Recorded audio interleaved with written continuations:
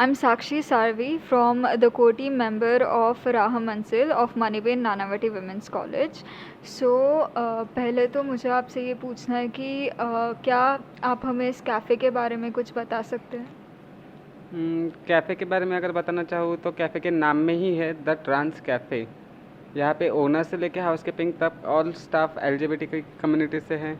Trans woman है, यहाँ की जो कैफ़े की ओनर है वो ट्रांस वुमन है, उनका नाम है ज़ैनब पटेल, जिन्होंने ये कैफ़े ओपन किया है कि ट्रांसजेंडर्स को कोई अपॉर्चुनिटी नहीं देता, कोई हायर नहीं करते, तो हम भी कुछ कर सकते हैं, हमें सिर्फ सपोर्ट की ज़रूरत है, ये दिखाने के लिए मैम ने ये कैफ़े स्टार्ट किया है।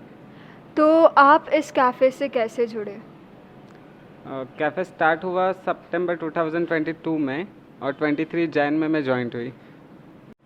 तो अब क्या आप हमें अपने बारे में कुछ बता सकते हैं और आप इस कैफ़े में क्या रोल प्ले करते हैं उसके बारे में कुछ बता सकते हैं, आपके पोजीशन के बारे में? नमस्ते, मेरा नाम माही मालिनी पुजारी, मैं ट्रांसजेंडर कम्युनिटी से हूँ। मैं प्रॉपर बॉम्बे से हूँ और महाराष्ट्रन मिडिल क्लास फैमिली से। तो महाराष्ट्रन फैमिली से के होने की वजह से ट्रांसजेंडर इस कम्युनिटी में और कम्युनिटी ट्रांसजेंडर, ये अगर बोलते हैं ना, ट्रांसजेंडर पर्सन कोई मिडिल क्लास फैमिली में जन्म लेता है तो उसका फ्यूचर तो पता नहीं, पास्ट भी पता नहीं और प्रेजेंट तो रहता ही नहीं।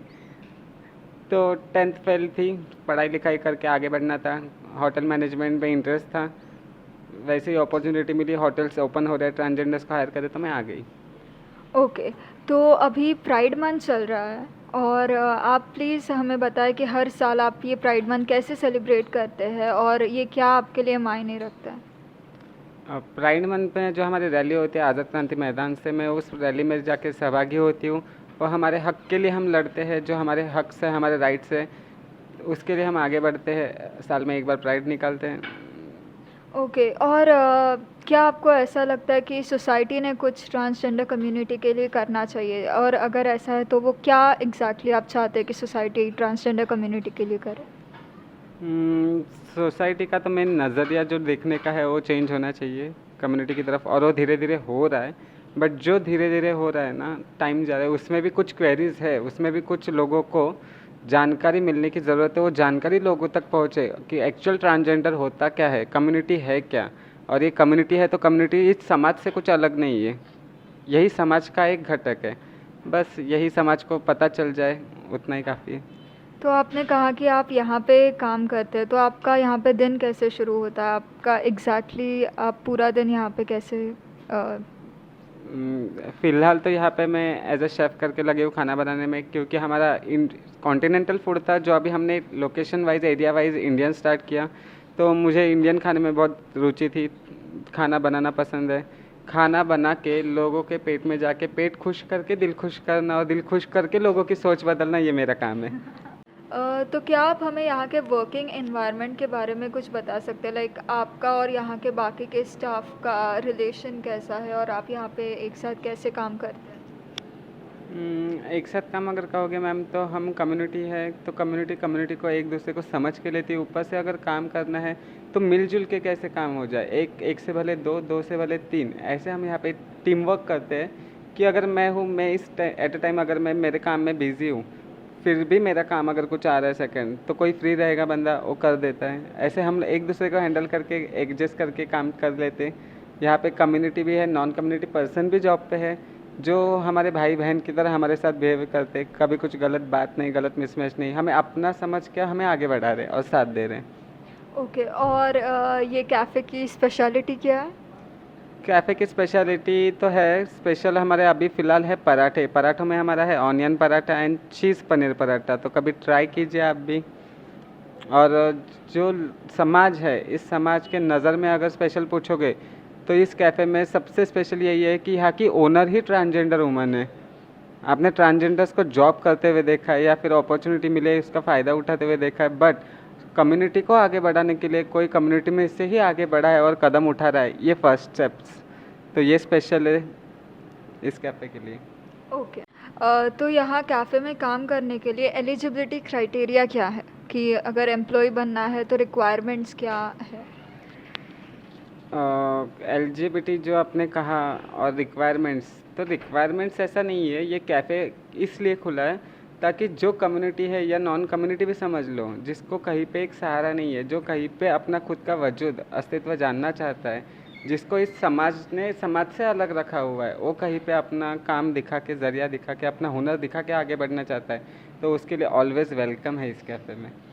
ओके। और आप यहाँ पे ऑब्वियसली कस्टमर्स आते हैं, लेकिन अगर किसी को पता नहीं हुआ कि ये ट्रांस कैफ़े पूरा एम्प्लॉयमेंट एलजीबीटी कम्युनिटी से ही है ये कैफ़े का, तो वो पता चलने के बाद उनका रिएक्शन कैसे होता रिएक्शन अगर पूछोगे तो अभी तक तो रिस्पांस बहुत अच्छा ही आया है कि कस्टमर्स आ रहे, देख रहे, कुछ तो यूनिक है, कुछ तो नया है। यंग जनरेशन जो है वो बहुत सपोर्टिव पर्सन, बहुत सपोर्ट कर रहे हैं कैफ़े को भी, कम्युनिटी को भी, तो अच्छा लग रहा है। स्टार्टिंग में थोड़ा डिफ़िकल्टी हो रहा था क्योंकि लोगों की सोच को बदलने में, और लोगों के सामने, जैसे कि ट्रांसजेंडर पर्सन को अगर किसी ने सामने देख लिया तो उससे दूर हो जाते या फिर घिन करते, और आज उसी पर्सन के हाथ से अगर खाना सर्व करना है, खाना खाना है, तो सच में वो एक डिफ़िकल्ट भी है, और लोगों के लिए ये बोलते ना एक सर सोचने जैसी है कि लोग भी सोच सकते कि ये हमने इनको इस लेवल में देखा था, आज ये लोग इस लेवल में काम कर रहे हैं, क्यों? क्योंकि तुम्हारा सपोर्ट। राइट। और ये कैफ़े में बहुत सारे पैनल डिस्कशंस और ओपन हाउस डिस्कशंस भी कंडक्ट हुए, तो जब ऐसे सारे बड़े बड़े डिस्कशंस यहाँ पे कंडक्ट होते तो आपको कैसे लगता है? जब से ये 377 सेक्शन पास हुआ है तब से ज़रा लोगों की सोच थोड़ी सी चेंज हुई है, पूरी नहीं बोल सकते, थोड़ी सी चेंज हुई है, क्योंकि आज मैं भी हूँ तो लोग मुझे इस चार दीवारी के अंदर जानते हैं माही पुजारी करके। बट यही अगर मैं लोगों के रास्ते पे, यहाँ से मेरे घर पे जाने का रास्ता जो है उस रास्ते पे निकलूँ, तो लोग देखने के लिए यही देखेंगे कि एक ट्रांसजेंडर ही जा रहा है। ओके।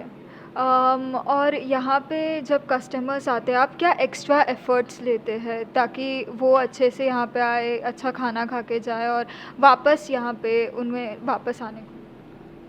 एक्स्ट्रा एफर्ट्स तो ऐसा मुझे तो पता नहीं एक्स्ट्रा एफर्ट्स क्या होते हैं, बट मेरी जो सोच है कि हम जैसे बोलते हैं कि अरे मेरा भाई आया, अरे मेरी बहन आई, तो भाई बहन घर वाले रिश्तेदार कोई घर पे आने के बाद हम जो खुशी रहती, जो हम बोलते अरे आज ये पकाऊंगी इसके लिए, अरे आज वो करूंगी, आज इसको ये करूंगी, तो वैसा हमारा रहता कि हर आया हुआ गेस्ट हमारा अपना है, तो वो खुश होके कैसे जाए, बस।